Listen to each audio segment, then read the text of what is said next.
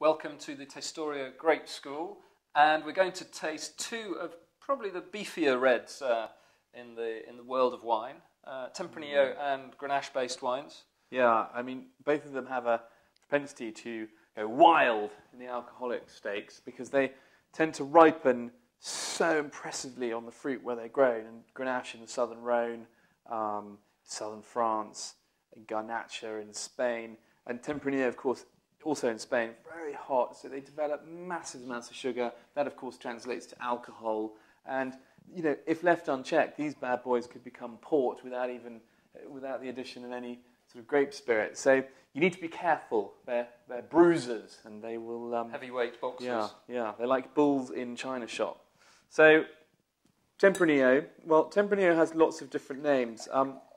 In Spain, Tempranillo is really the backbone of Rioja, and Ribera del Duero, where it's known as Tinto Fino. And then here, this particular example we're tasting is from Toro, which is an amazing region which has really only ever sort of supplied wines to Madrid in the past, but is now a real sort of honeycomb location for young, enthusiastic winemakers who can't afford to buy vineyards in Ribera or Rioja. So they've moved down to Toro and started buying up these amazing vineyards, really old vine Tempranillos.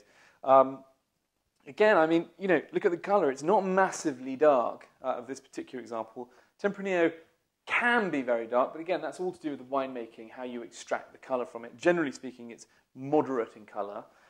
Nose, I get a spectrum of flavours, all of them black fruit, licorice, blackberry, spice, very brooding nose. Interesting. There's not. If we put our nose into a Rioja, we'd have got a lot more of the oak component. I think this has only spent 6 months in oak, so you're getting more of the fruit aspect rather than the oak aspect. But the alcohol is coming off the nose. It's a very interesting point actually about tasting wine.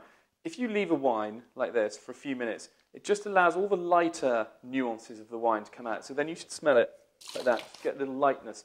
And then when you do this, you release all the bigger flavour molecules, the really kind of dense ones, which will quash the lighter notes. So always when you smell a wine, especially like this, give it the old nose first from a standing start, and then give it a spin round to get the molecules out.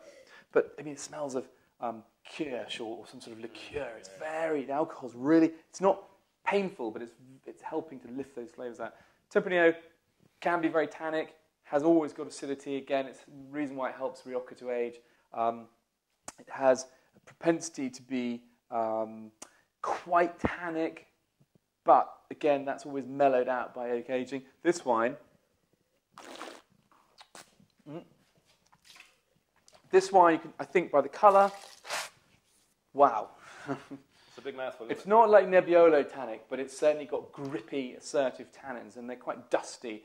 So ripe, but they haven't been overly extracted. The wine hasn't been crushed to death to extract so much colour or tannin out of it, and yet you know that it's a big wine because it's 50% alcohol, and you know it hasn't been over-extracted because the colour is still quite light. Tempranillo ages beautifully. You can find it in Portugal, where it makes the most unbelievable wines, and in fact it's a component part of port, and it is now starting to be grown. Well, I've seen it in Australia, New World a lot. Western Australia, McLaren Vale.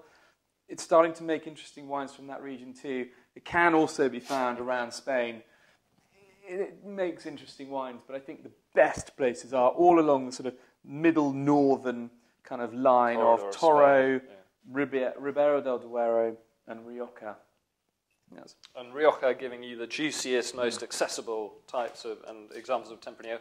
Ribera and Toro being slightly more structured, slightly more mineral, slightly kind of a bit more serious, if you like. These wines also blend well with Grenache, because Grenache helps to lift, it tends to lift the alcohol, but it tends to help to lift the red fruit profile of the grape variety. But one other point about Tempranillo as well, you know, if you buy it cheap and cheerful, it can be fantastic, and it can be really good when you make it young, but just be careful, because if you drink too much of it, you'll find that tannins in it can really give you a massive hangover. But let's not beat around the bush. Rioja and sort of around £5-6 a bottle is the Yeah. staple red diet of half of the UK, I think. Yeah, I think especially Wales. So then Grenache, and Garnacha, which is Spanish for Grenache, you have Grenache Noir, or you have Grenache Blanc, which is a white grape variety you find in the Rhone Valley, and increasingly southern France and Spain. But Grenache Noir, high alcohol, can be very light in colour, usually strawberry, spicy. It's what makes Châteauneuf du Pape. It's really the backbone of Châteauneuf du Pape, although it's always blended with Syrah and other grape varieties. It is good as a part of a blend. It brings a backbone and brings a fragrance, but works well with and a good fruit component. Works well with the Syrah, the spiciness and the structure of Syrah. And it also, a bit like Pinot Noir, which we tasted in the first lesson, it's a great variety. You have to make sure you pick exactly right because you want to preserve that acidity. Because as soon as the acidity, which has a propensity to be quite low, drops out, all you're left with is a big, flabby, alcoholic wine, and quite frankly, that's no one's favourite thing in the world. So you find Grenache, Languedoc-Roussillon, increasingly where it's making fascinating wines. Southern Rhone, Côte d'Rhône, Gigondas, Vacuras, all principally Grenache-based. You do find a little bit in Italy, particularly in Sardinia. You find it increasingly in Australia. And really, I think, I'm just trying to rack my brains, I can't think of any serious Grenaches that are coming out. Well, GSMs are coming out, aren't they? Grenache, Syrah, Mourvèdre, blends, South Africa, Australia. Right, yeah.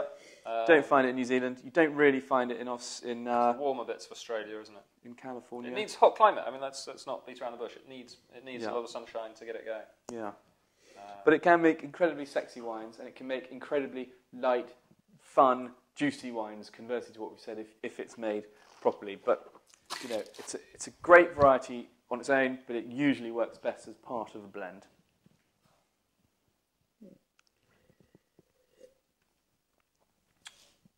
It's quite well there.